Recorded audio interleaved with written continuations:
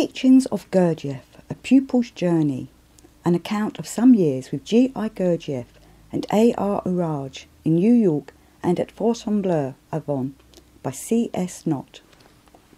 Preface. It is now over 35 years since I first came in touch with the Gurdjieff system. This journal began in 1924, is a partial record of my early years of work, 1923 to 28, with G.I. Gurdjieff and a.r.orage. It is not an exposition of the system, but a relation of my own experience of some of the acts and sayings of these two men, compiled from diaries and hundreds of pages of notes. It is sequential rather than chronological. Many talks were repeated, sometimes at long intervals and from different aspects and in different forms. In compiling this journal, I have had in mind the increasing number of people who are becoming interested in the ideas of George Ivanovich Gurdjieff. Those who are unacquainted with his teaching may find some of the terms and expressions used confusing. At the same time, there is much that will interest many who are dissatisfied with our present way of existence. Some of them may wish to read Gurdjieff's own book, Beelzebub's Tales to His Grandson, an objective, impartial criticism of the life of man. When I first met Gurdjieff and a.r.orage, I was immature, naive and restless, with no knowledge of real ideas. And I can never be grateful enough to Gurdjieff for his infinite patience in those early years, and to the older pupils around him for their guidance, especially a.r.orage, Dr. George Nobel and Thomas D. Hartman, who later became my close friends and, as it were, elder brothers. I am no longer young. In my varied existence I have experienced almost all that ordinary life has to offer, both what is called good and what is called bad. And I can see now that whatever I've been able to achieve for my own being and understanding, whatever of reality I've been able to cognise and comprehend, I owe to Gurdjieff and his system and his method. They have given me a centre of gravity and a real aim, and with Paul I can say, thanks be to God for his unspeakable gift. Cosmology and cosmogony, the creation and the maintenance of the universe, the laws of 3 and 7, the causes of man's degeneration and the means for his redemption, eschatology, the 4 last things, detailed explanations of all these may be found in Gurdjieff's book All and Everything, Beelzebub's Tales to His Grandson, an objective work of art of the first magnitude. P.D. Ouspensky's In Search of the Miraculous, Fragments of an Unknown Teaching, while not in the category of objective art, is nevertheless a masterpiece of objective reporting of Gurdjieff's talks in Russia. As an introduction to Gurdjieff's system, Cosmology and Cosmogony, the creation and maintenance of the universe, the laws of 3 and 7, the causes of man's degeneration and the means for his redemption, eschatology, the 4 last things. Detailed explanations of all these may be found in Gurdjieff's book All and Everything, Beelzebub's Tales to His Grandson, an objective work of art of the first magnitude.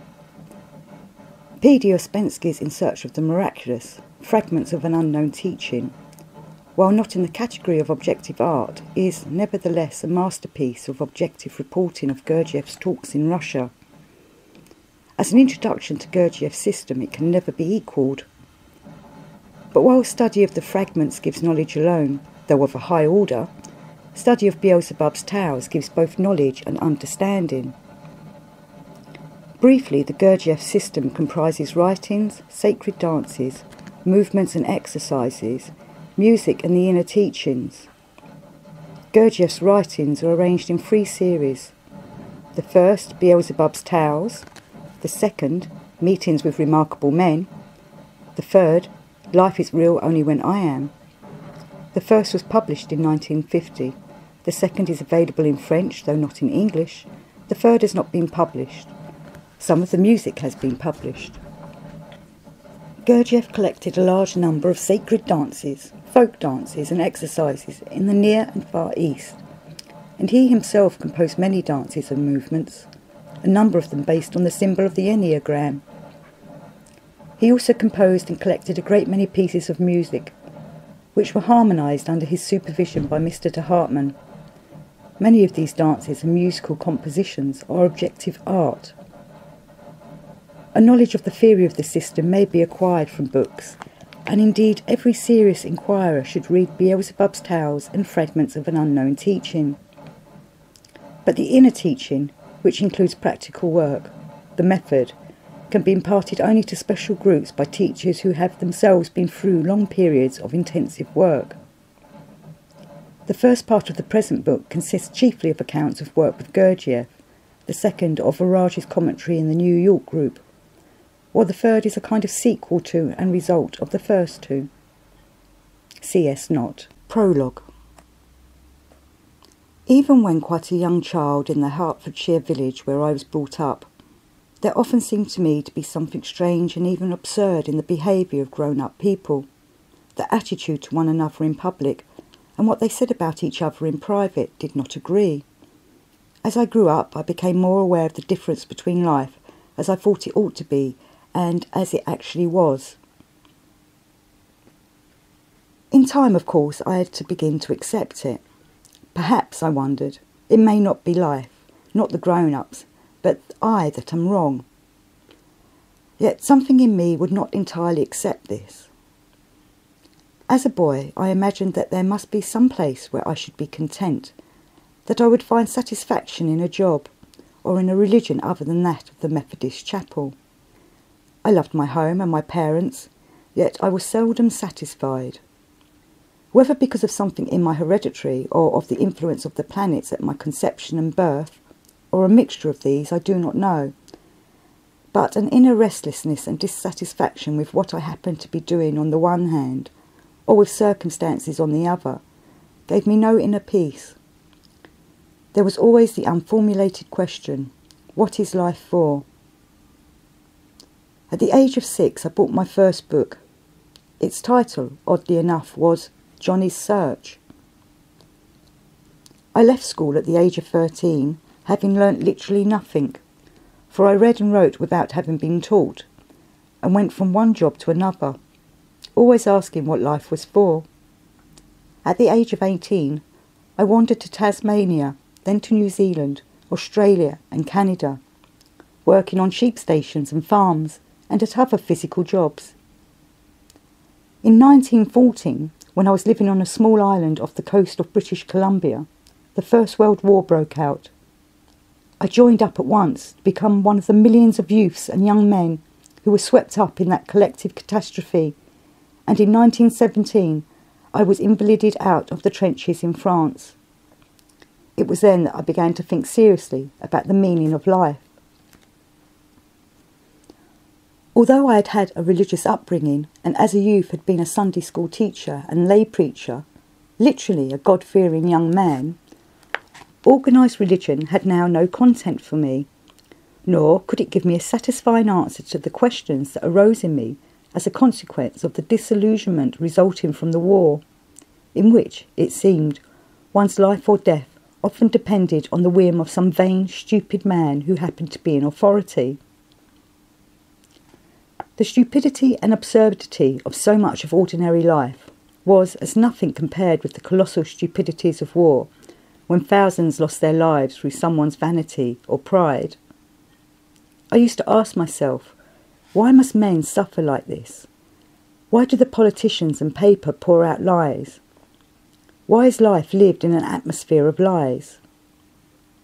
I met only one man, George Bernard Shaw, with whom I had several talks, who was ready to admit that the war was a ghastly business and that there was something strangely wrong with men's attitude to war and to life in general. To him it was as if we were living in a lunatic asylum. There must, I felt, be someone or some teaching that could give a clear answer to my questions. And one day, in the last year of the war, the conviction came that I should find this teacher or teaching, but that I should have to search, and the most likely place to find one or the other would be in the Far East. After the armistice, I set off, and for 2 years worked my way round the world, visiting America, Japan, China, Malaya, Burma, India, Egypt and Italy. But though I had many interesting experiences, met men and religions of all kinds, and saw many wonderful sights, I did not discover either the teacher or the teaching that in my inner being I felt would satisfy me. I returned to England better in health, though still suffering from the effects of Trance fever and shell fire. Financial success now came to me through business relations with Vienna, where I spent the best part of a year. Money came easily, and I was able to live as a young man about town. Also, I took up social reform and became a resident of Toynbee Hall. There, an opportunity came to work with a relief mission in Russia in the Ukraine. Here, with the peasants, I spent one of the most interesting years of my life, for the disease of communism had not yet come to the district where I was. Returning to England, I soon found myself in the literary and bookish world and moving in the highest society. Everything that an ambitious young man could ask for came my way, including a public career backed by people with family, money and influence. In a sense, it was satisfying, but the satisfaction was accompanied by profound dissatisfaction. I seemed to be heading for a blind alley. I felt that all my experiences were as nothing, a mere background. I must find the magic book of the Russian fairy tales, the magic ring, the golden bough, something that would give me a clue to the meaning of life. At this time I came across a sonnet of Barnaby Barnes which described my inner state. So vivid was the impression it made that I must have read it 100 times. It is from Parthenophile and Parthenophi. Ah, sweet content, where is their mild abode? Is it with shepherds and light-hearted swains, which sing upon the downs, and pipe abroad tending their flocks and cattle on the plains? Ah, sweet content, where dost thou safely rest? In heaven with angels, which the praises sing of him that made, and rules at his behest, the minds and hearts of every living thing. Ah, sweet content, where doth thine harbour hold? Is it in churches with religious men, which please the gods with prayers manifold, and in their studies meditate it then? Whether thou dost in heaven or earth appear, be where thou wilt not harbour here. Suddenly, and unreasonably as it seemed, I gave up my life in England. Actually, I was constrained by something within me, something which had been set going by a chance conversation, and in October 1923 I sailed for New York, where I got work in a bookshop with the idea of eventually starting one there myself. The shop, the Somewise Turn, was a kind of cultural centre which attracted the young writers, artists, poets and musicians of the time. My weekends I spent with intellectual friends at Crompton-on-Hudson, discussing and disputing about how the world ought to be run. My situation and inner state repeated themselves as they had been in London. Meeting so many people and absorbing so many new impressions, I forgot that I had been looking for a teaching, a new way. But wherever we go, whatever we do, we carry on our backs Sinbad's Old Man of the Sea. Though we may forget him for a time, he never lets go, for he is part of ourselves. So after some 3 months of the ceaseless round of the social, cultural and business activity of New York, I again began to experience the inner emptiness. And it was then that, through the apparently chance appearance of an Englishman, a.r.orage, everything became changed for me. New York and Fontainebleau, 1923-5. At the end of December 1923, Orage, arriving in New York from Fontainebleau with Dr. Storgneval, asked permission to give a talk in the shop where I worked on the ideas of G.I. Gurdjieff and his institute. In London, Orage had owned and edited The New Age, which Shaw called the best magazine of literature and ideas England had produced since the 18th century. I had met Orage but once. Dr. Storgneval was a physician who had worked with Gurdjieff in Russia, and with his wife had accompanied him to France. A meeting was arranged, and on the appointed evening the shop was crowded with an audience of well-dressed, intellectual-looking men and women. I will give the substance of a.r.orage's talk. It is clear and concise, and forms a basis for what follows in this journal. The Institute for the Harmonious Development of Man at Fontainebleau, said a.r.orage, which is based on the system of G.I. Gurdjieff, is really a continuation of the society called the Seekers After Truth, which was founded in 1895 by a group of doctors, archaeologists, scientists, priests, painters, and so on, whose aim was to collaborate in the study of so-called supernatural phenomena, in which each of them was interested from a particular point of view. The members of the society went on expeditions to Persia, Afghanistan, Turkestan, Tibet, India and other countries, investigating ancient records and all kinds of phenomena. There were great difficulties, and some lost their lives through accident, others died, and some gave up the work. Eventually, with a small number of survivors, Mr. Gurdjieff arrived in Russia in 1913. Their first stay was at Tashkent, from where they went to Moscow with the idea of arranging and putting to use the vast amount of material that had been collected. In Moscow, Mr. Gurdjieff gave a series of talks, with the result that a number of scientists, museums, doctors, engineers and writers became interested.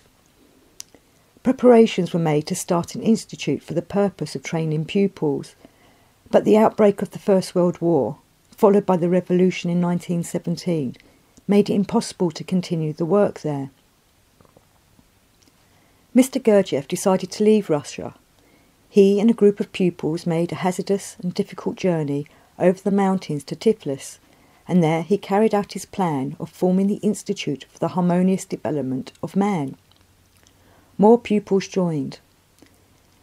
Later he found it necessary to go on to Constantinople, where, after many difficulties, the work of the Institute was continued. As time went on, Mr. Gurdjieff came to the conclusion that Europe would be more suitable for his aim.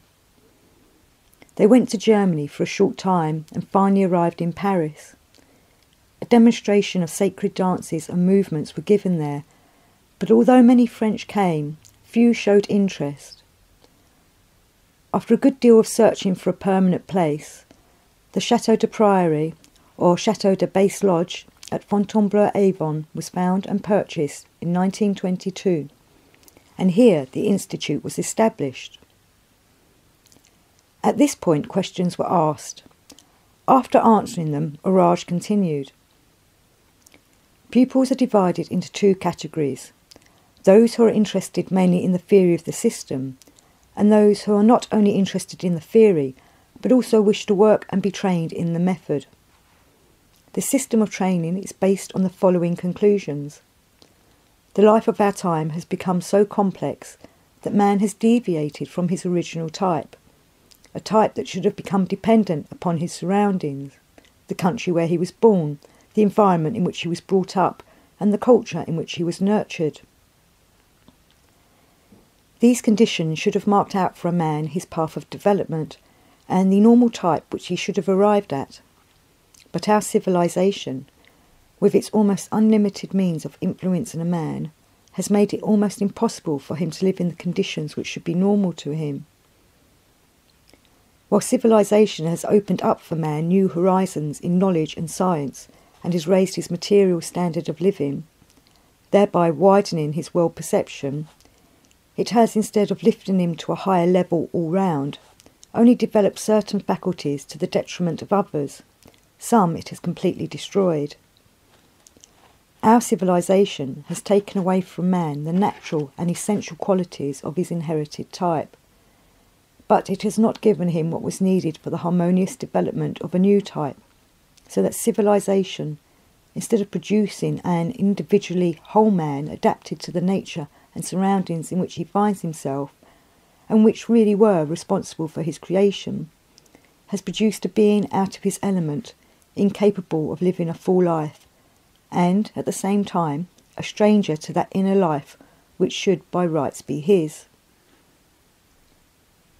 It is upon this that the psychological system of Mr. Gurdjieff takes its stand.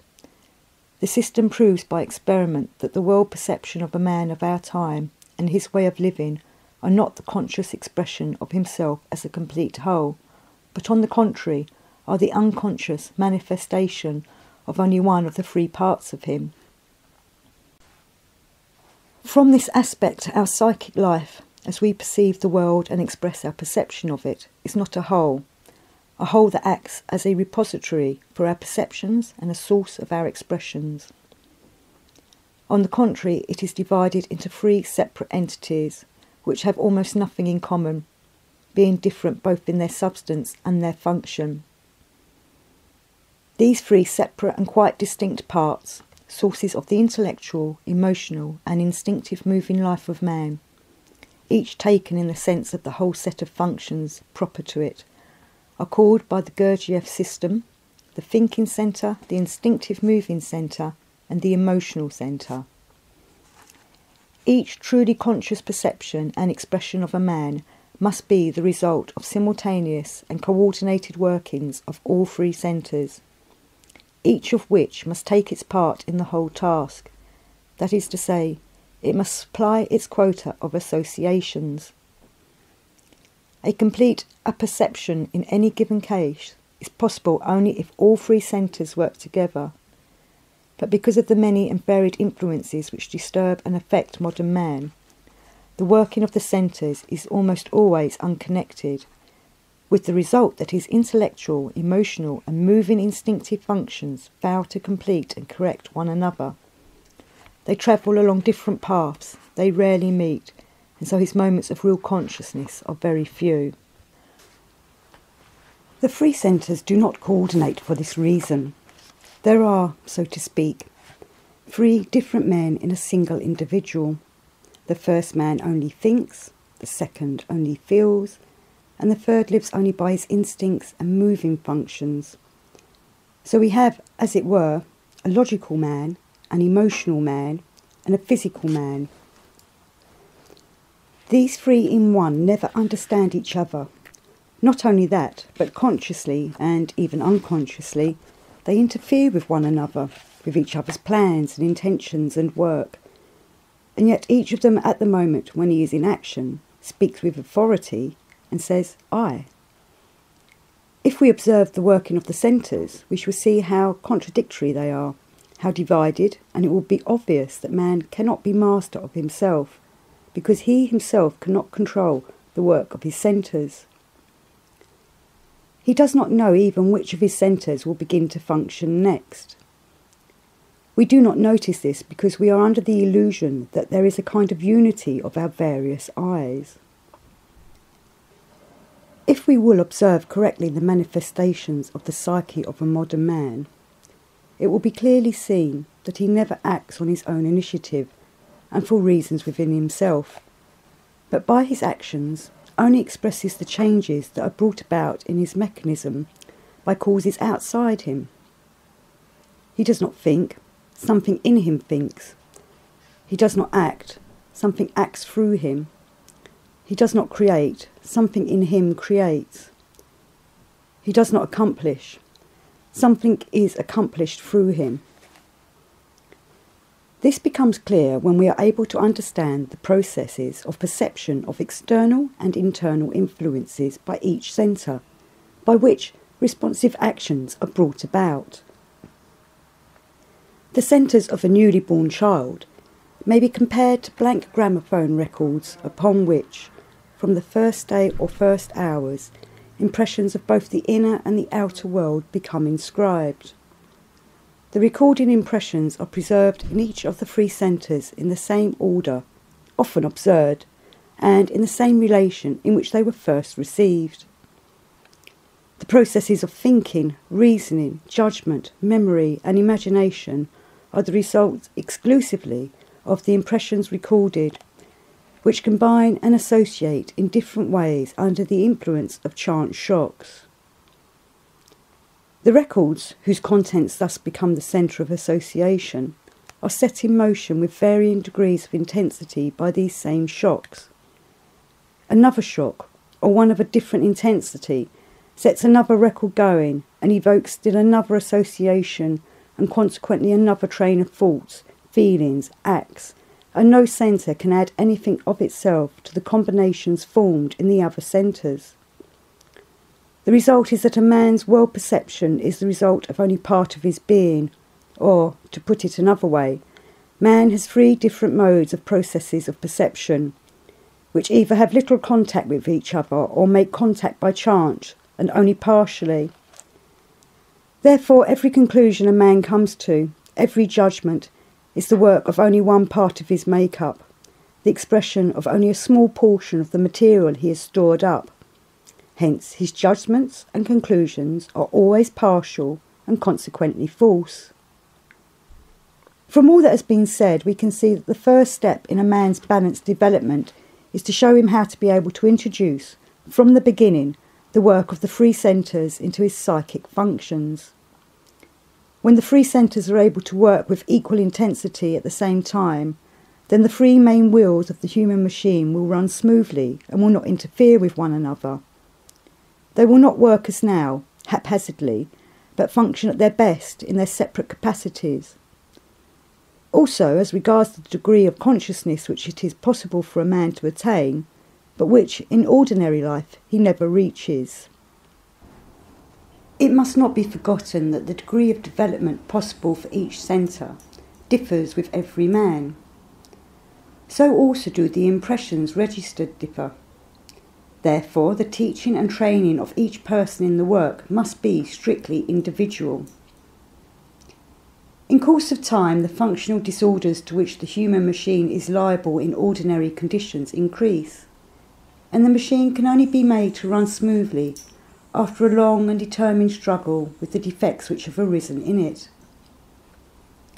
A man is unable to carry on this struggle alone and by his own efforts, nor can he profit by the many methods of self-training and personal development in vogue, whether produced at home or imported from the Orient, which recommend indiscriminately methods and exercises, such as physical exercises, exercises in meditation, concentration and breathing, systems of diet and fasting, induced experiences and so on. These methods are prescribed for everyone, with no regard for individual needs and abilities, and take no account of personal peculiarities. Not only are they useless, they may even be dangerous. Those who attempt to repair a defective machine without all-round and deep understanding may bring about certain changes, but these changes will cause other changes which an inexperienced person can neither foresee nor guard against. The human machine is always in mechanical equilibrium, whether it is running smoothly or not. Therefore, any change brought about in one place is bound to bring about a change in another place, and it is absolutely necessary that this should be foreseen and allowed for. To avoid unexpected and undesirable consequences, it is important when a man begins to work on himself that he submit to the discipline imposed by the special and strictly individual methods employed by the Institute. We may say that one of the purposes is the development of new processes which will change and regulate the old ones. In other words, in this work we have to develop new faculties which cannot be attained in the conditions of the daily life we see around us, and a man can neither develop them unaided nor by practising any general method. Only when every particular of man's organic and psychic condition, as well as his upbringing and all the circumstances of his life are taken into account, is the use of strictly individualised methods of training of this kind possible. To determine and prescribe for these conditions accurately a long period of time is necessary. The chief reason for this is that man, from his earliest days, as a result of his upbringing, acquires an external mask and presents an external type that has nothing in common with his real type. As a man grows older, this mask grows thicker, and at last he is unable to see himself because of the mask. To discover the particulars of an individual, What is real behind the mask? It is necessary to uncover the features and faculties of his type. For this, his mask has to be destroyed, and this is a question of time. Only when the mask has been destroyed can we study and observe the man himself, that is, his real type. Those of you who are interested are invited to attend further talks, the time and place of which will be announced shortly. He then gave a short description of life at the Priory and the kind of work that was done there, and ended by asking for questions. Of these there was a great many, but I could not follow them, though the audience seemed deeply interested and there was some discussion. For me, the talk had little meaning. I was unable to grasp a single one of the ideas. Perhaps they were too novel for me. It might have ended there, and the system have just been another straw in the wind, but the next day a.r.orage came into the shop, and when I was introduced, he asked me what impression I had got. I said, "None at all. I could not get the hang of it." "Never mind," he replied. "Gurdjieff is arriving in a week's time with 40 pupils to give demonstrations of sacred dances and exercises. Why don't you come?" Since dancing had always interested me, I agreed. At this first meeting with a.r.orage, it was as if I had always known him. Rather, it was as if I was meeting someone whom I had known intimately and had liked, and from whom I had been separated for a very long time. The first demonstration was given at Leslie Hall, and all seats were free. The hall was filled with what are called interesting people, that is those who read, wrote, painted or composed, or just talked about such things. I found a.r.orage behind the scenes, swinging a little girl by her hands and talking to a man and woman, obviously her parents. When they moved away, he told me that the man was a policeman in civilian dress, sent to ensure that no erotic dances were shown. I took my seat in the audience. A long time passed, and we became restless. Then, about 9 o'clock, a.r.orage mounted the platform and, after asking for silence, said, "The demonstration this evening will consist chiefly of various movements of the human body taken from the art of the ancient East, examples of sacred gymnastics, sacred dances and religious ceremonies preserved in certain temples in Turkestan, Tibet, Afghanistan, Kafiristan, Chitral and other places." Mr. Gurdjieff, with other members of the Seekers After Truth, carried out over many years in the Near and Far East a series of investigations which prove that in the Orient certain dances have not lost the deep significance, religious and scientific in the real sense, which they had in the remote past. Sacred dances and posture and movements in series have always been one of the vital subjects taught in esoteric schools in the East. They have a double aim: to convey a certain kind of knowledge and to be a means for acquiring a harmonious state of being. The farthest limits of one's endurance are reached through the combination of non-natural and non-habitual movements, and by performing them a new quality of sensing is obtained, a new quality of concentration and attention, and a new direction of the mind, all for a certain definite aim. Dancing still has quite a different meaning in the East from what we give it in the West. In ancient times, the dance was a branch of real art and served the purposes of higher knowledge and religion.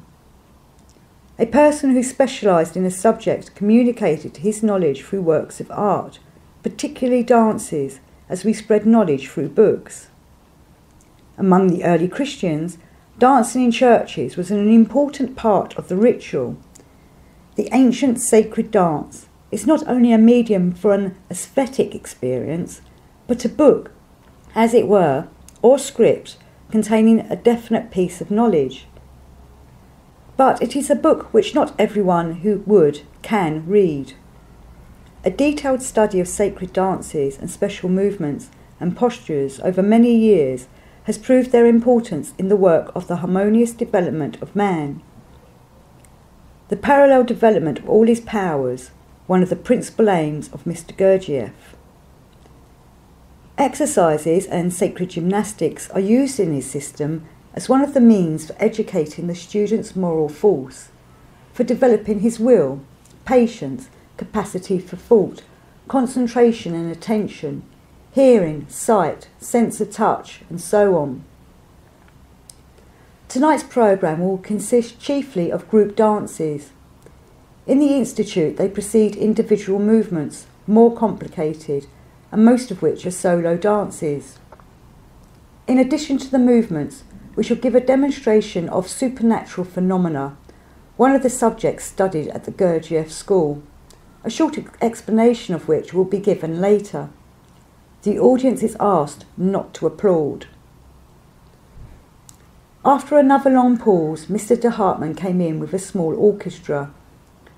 Thomas de Hartmann, an aristocrat of the old school, had been a page at the Tsar's court, but had given up court life to devote his time to music.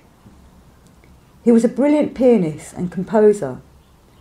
In his ballet, The Pink Flower, one of the first that Gurdjieff produced in Moscow, Nijinsky first danced in public. Madame de Hartmann, in her 20s, had been a rising young opera star. They met Gurdjieff in Moscow, and when the revolution came, literally left all and followed him over the mountains to Tiflis. I was struck by the way Mr. de Hartmann sat at the piano during the long pause. While the orchestra fidgeted and we, the audience, whispered tensely among ourselves, looking round to see who was there, Hartmann sat quite still, relaxed, yet taking everything in. At last the pupils came onto the stage and stood in lines. They were dressed in white tunics and trousers, the women's tunics long, the men's short. The women's hair was bound with gold fillets, not so the men's. In the oriental dances which followed, both men and women wore appropriate and gorgeous costumes designed by Gurdjieff, and based on those that were still worn in the East at the beginning of the century, some of which I myself had seen there. At the command, Ruki Storn, or Ruki v Stornorn, the pupils stretched their arms straight out to the sides. The music began, and keeping the arms out, they beat out complicated rhythms with their feet. They kept this up with arms outstretched for 15 minutes or more. There followed a machine group, in which the movements seemed to represent the working of machines or part of a machine.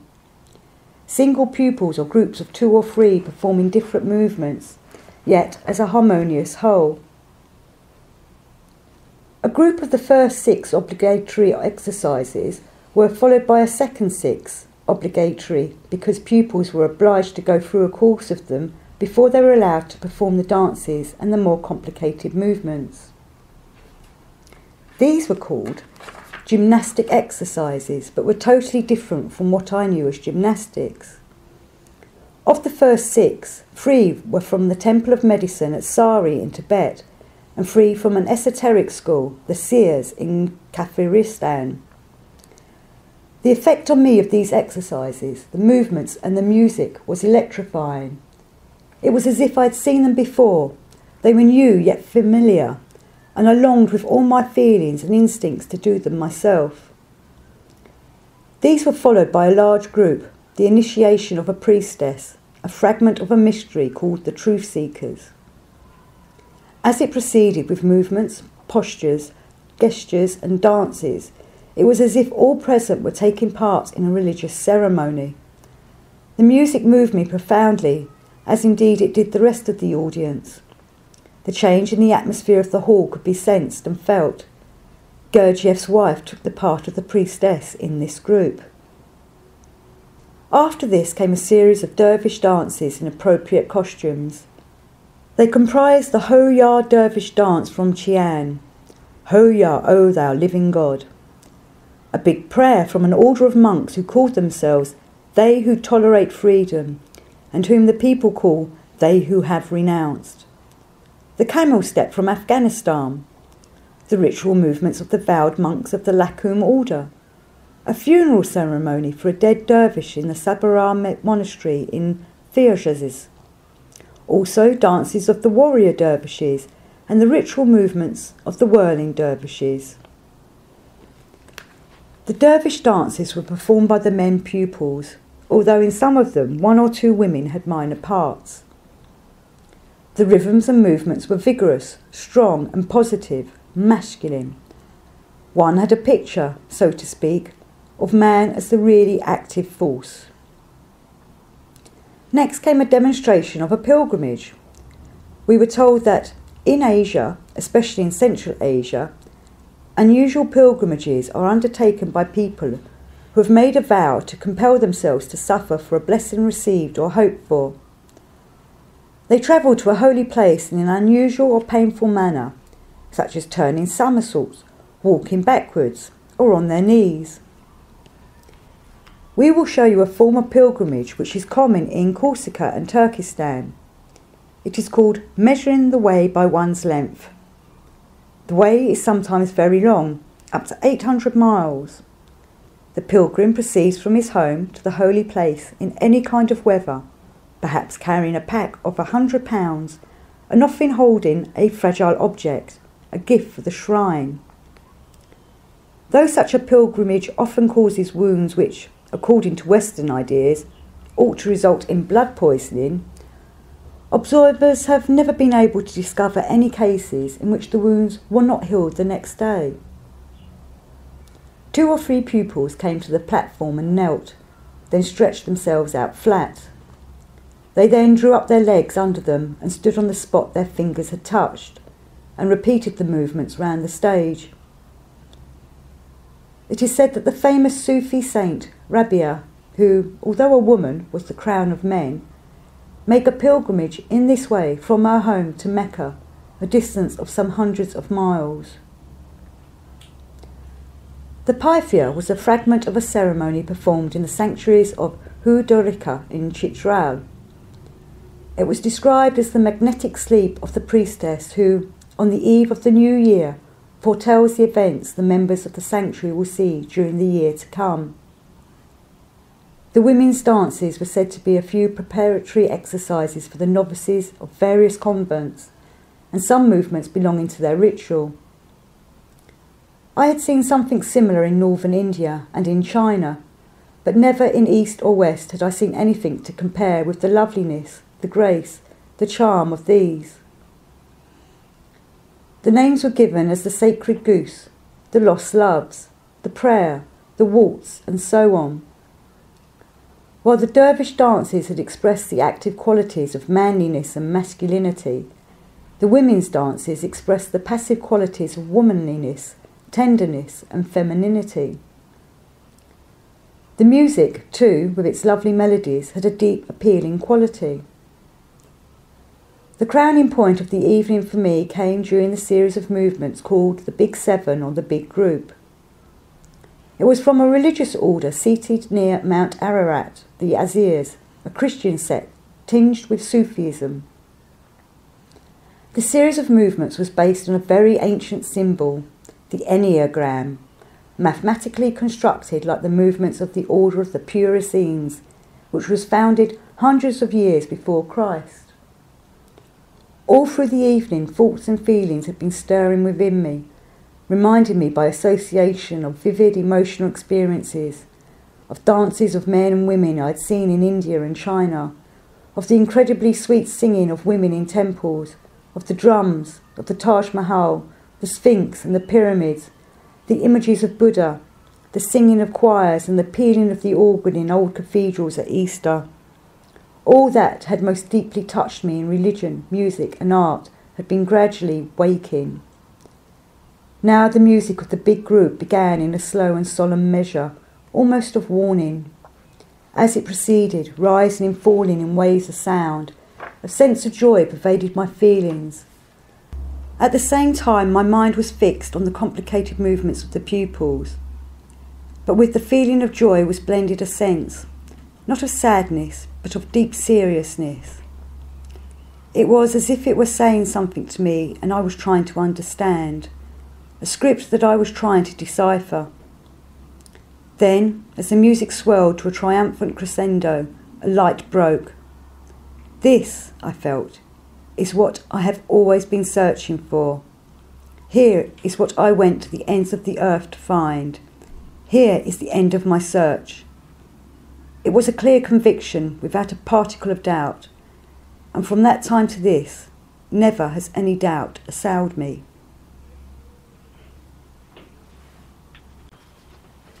During the interval after the big group, I did not feel like talking. People no longer idly chattered, their talk was subdued. Also, they were a little bewildered, since the movements fitted into no category of dancing known to them. After the interval, a.r.orage came back to the platform and began to talk about the stop exercises. He said, "In this exercise, the pupil, on the command stop, must arrest all movement. The command may be given anywhere at any time. Whatever the pupil may be doing, whether during work, rest or at meals, he must stop instantly. The tension of his muscles must be maintained, his facial expression, his smile, his gaze remain fixed and in the same state as when the command called him. The resulting postures are used by beginners for mental work, to quicken intellectual work while developing the will. The stop exercise gives no new postures. It is simply an uninterrupted movement. Generally, we change our posture so unconsciously that we do not notice what positions we assume between postures. With the stop exercise, the transition between two postures is cut in two. The body, arrested by a sudden command, is forced to stop in a position in which it has never stopped before. This enables a man to observe himself better.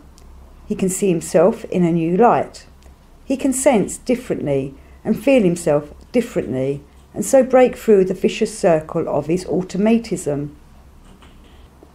The arbitrariness of our movements is an illusion.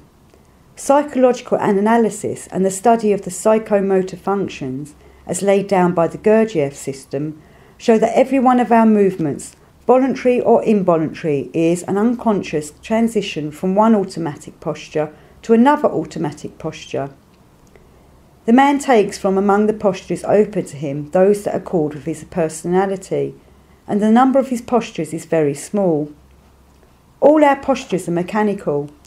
We do not realise how closely linked together are our three functions: moving, emotional and mental. They depend on one another. They result from one another. They are in constant reciprocal action. When one changes, the others change. The posture of your body corresponds with your feelings and your thoughts. A change in your feelings will produce a corresponding change in your mental attitude and in your physical posture. So that if we wish to change our habits of feeling and our habitual forms of thinking, we must first change our habits of posture. But in ordinary life, it is impossible for us to acquire new physical postures.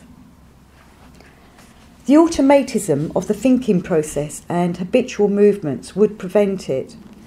Not only are the thinking, feeling and moving processes in man bound together, so to speak, but each and all three of them are compelled to work in the closed circle of automatic habitual postures. The Institute's method of preparing a man for harmonious development is to help him free himself from automatism. The stop exercise helps in this.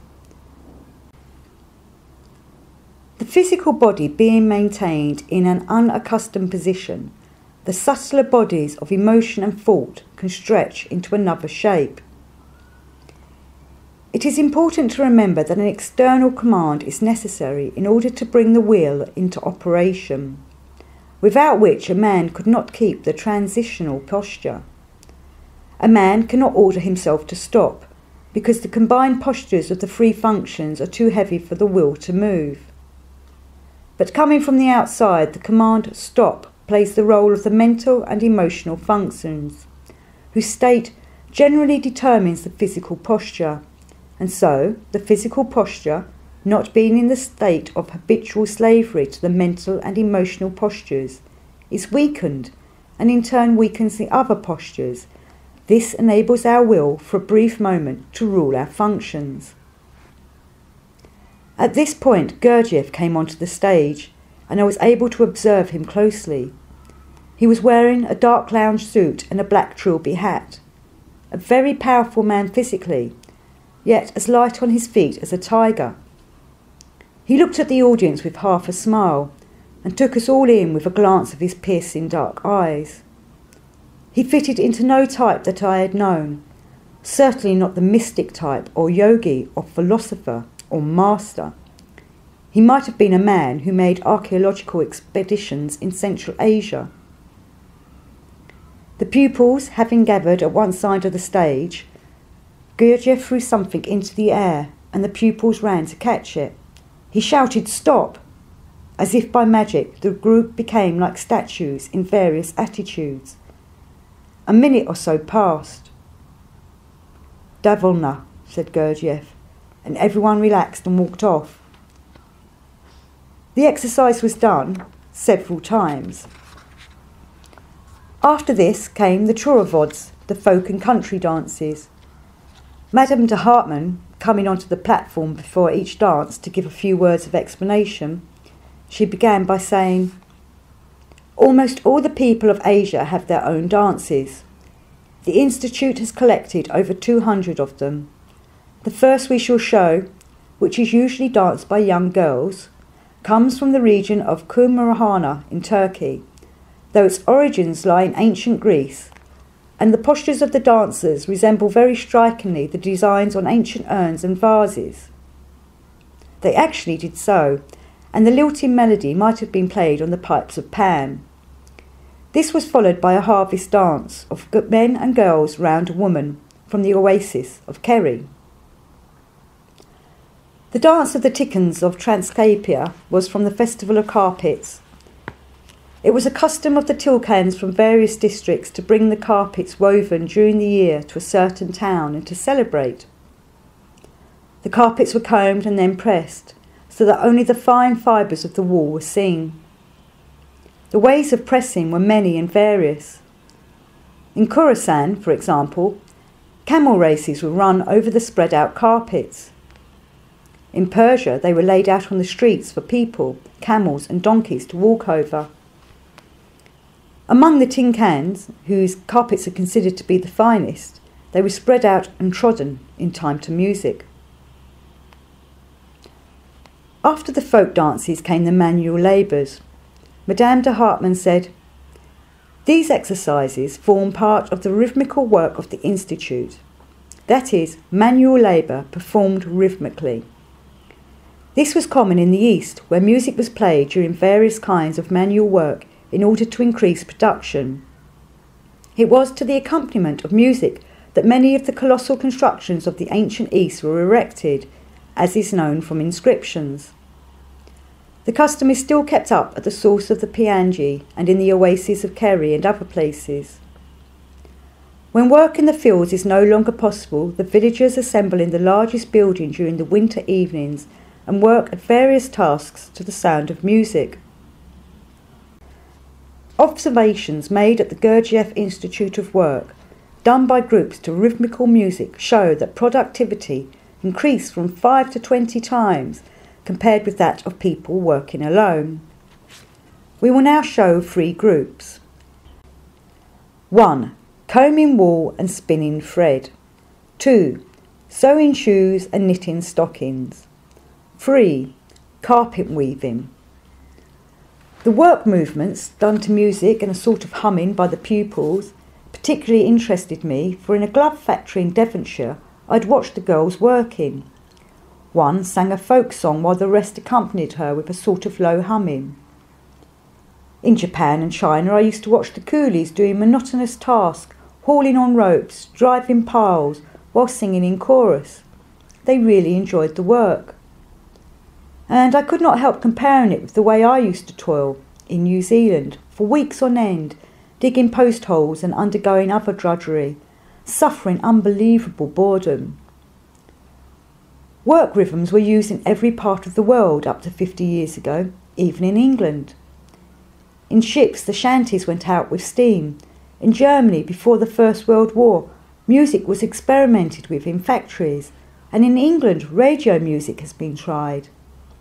but in neither case has it resulted in increased production. The rhythm is missing. In my father's factory, the work was done by hand, and whenever the girls began to sing together spontaneously, more and better work was done. Now all this seems to have disappeared under planning and automation. Human rhythm in work, which is an instinctive and emotional thing, has been superseded by the non-human rhythm of the machine and the conveyor belt. A deep instinctive need is left unsatisfied, and this leads to a craving for abnormalities and even crime. After the second interval came the last part of the programme, the tricks, half-tricks and real supernatural phenomena. a.r.orage said, "We shall now present some of the so-called supernatural phenomena also studied at the Institute. Mr. Gurdjieff puts all such phenomena into 3 categories: tricks, semi-tricks and real supernatural phenomena. Tricks are done artificially, the performer pretending that they result from some source of natural force. Semi-tricks are not produced by sleight of hand, such as finding a hidden object blindfold. The third category, real phenomena, has its basis laws which official science does not explain. As an example, let us take the well-known one of finding a hidden object.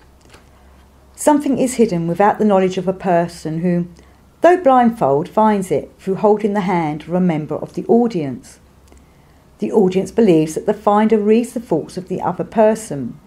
It is deceived. A phenomenon really takes place without any trick on the part of the performer, but it has nothing in common with transmission of thought. It is done through the reflection on our muscular system of our emotional experiences. Since there is a muscular reaction to every small vibration of the physical body, either by relaxation or contraction, it is possible with much practice to sense the most feeble vibrations, and these occur in the most stolid, even when the person is specially trying to subdue them. The hand which the blindfolded person holds responds unconsciously to its owner's knowledge of the hiding place. Its slight, almost imperceptible changes are a language which the medium interprets, consciously if he is versed in the secret, instinctively if he is ignorant of the law, and which leads him to guess where the object is hidden. Similar phenomena, produced through laws different from those to which they are ascribed, and at the same time not artificial in their essence, Gurdjieff calls semi-tricks. The third class of phenomena comprises those having as the basis of their manifestation laws unexplained by official science, real supernatural phenomena. This has nothing to do with spiritualism, ghosts and so forth. It is experiment in the reaction of a lower force to the impact of a higher force, or the reaction of pupils at a lower level to something given out from a higher level. The study of this class of phenomena is organised in the Institute very seriously and in full accordance with the methods of Western science. Not all members or pupils are admitted to it. 3 conditions are necessary.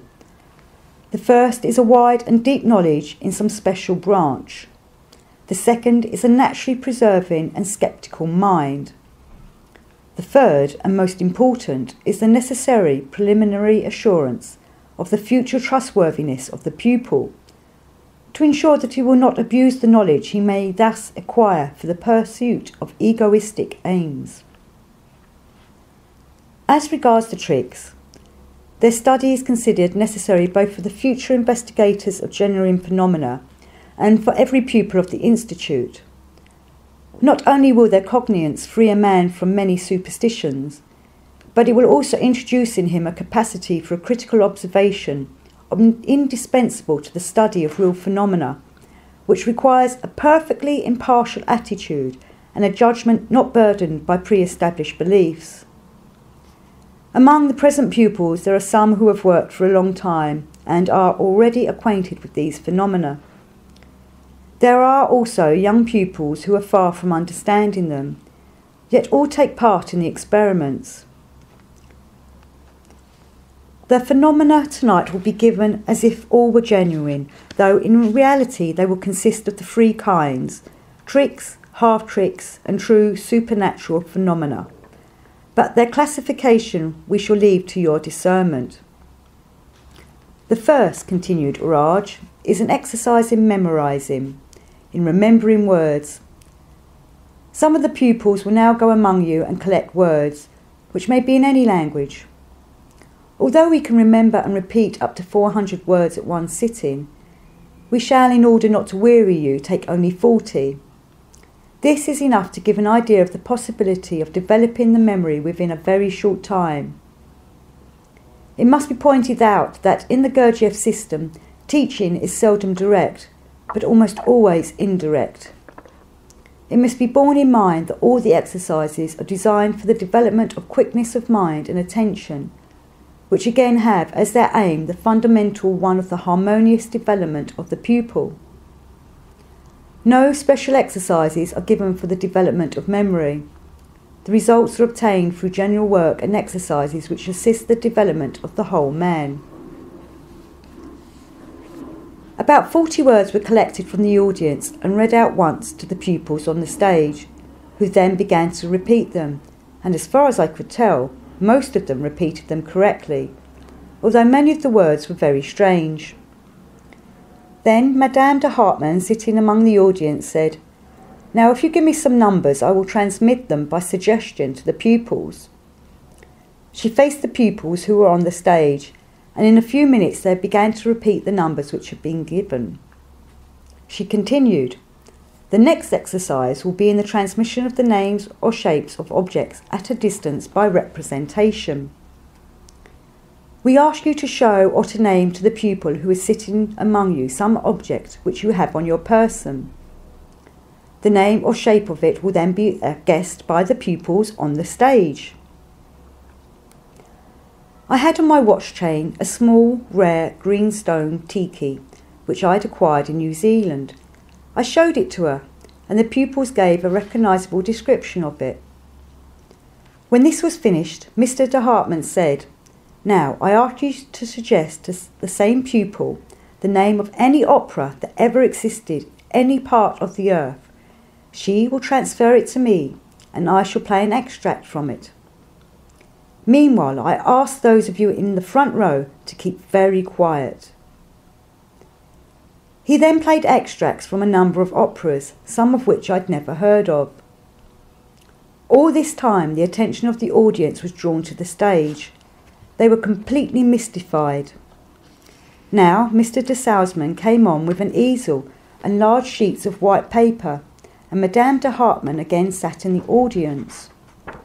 a.r.orage said, "We ask you to suggest in the same way any creature, from the tiniest microbe to the largest beast, existing or prehistoric, fish, flesh or fowl, to the pupil sitting with you. She will transmit it to the artist on the stage, and he will draw it." Mr. de Salzman then sketched the animals, etc., with surprising rapidity and exactness. With this, the evening's demonstration, which had lasted nearly 4 hours, came to an end. The tricks and half-tricks completely baffled me. As a show, they were much more difficult than many I'd seen done by professionals. I might have thought that the pupils had been through courses of magic, but I was a little relieved and rather astonished to see among the pupils two who had been fellow members with me of the 1917 Club in London. All the same, it seemed like magic, and as I was to discover, it was magic, but real magic. As we were getting up to go, I remembered that there had been no demonstration of real phenomena, and I wondered why. It was not until very much later, after much study, that I realised there had indeed been a very definite demonstration of real phenomena.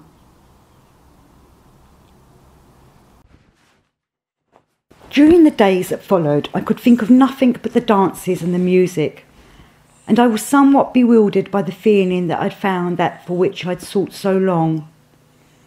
My mind went back to Christian in the Pilgrim's Progress from this world to the next, as was natural enough, for my family had been brought up on John Bunyan and the Bible, and my mother's people came from the Bunyan country.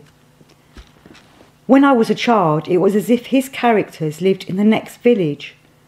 I knew the book almost by heart, and thinking it over, there came to me the following passage. Now I saw in my dream that the highway up which Christian was to go was fenced on either side with the wall, and that wall was called salvation. Up this way, therefore, did burdened Christian run, not without great difficulty, because of the load on his back. He ran thus till he came to a place somewhat ascending, and upon that place stood a cross, and a little below, in the bottom, a sepulchre. So I saw in my dream that, just as Christian came up with the cross, his burden loosened from off his shoulders and fell off from his back and began to tumble, and so continued to do, till it came to the mouth of the sepulchre, where it fell in, and I saw it no more. Then was Christian glad and lightsome, and said with a merry heart, He hath given me rest by his sorrow, and life by his death. Then he stood a while to look and wonder, for it was very surprising to him that the sight of the cross should ease him of his burden. He looked therefore, and looked again, even till the springs that were in his head sent the waters down his cheeks. I had come to the end of my quest. Yes, but the pilgrimage had just begun.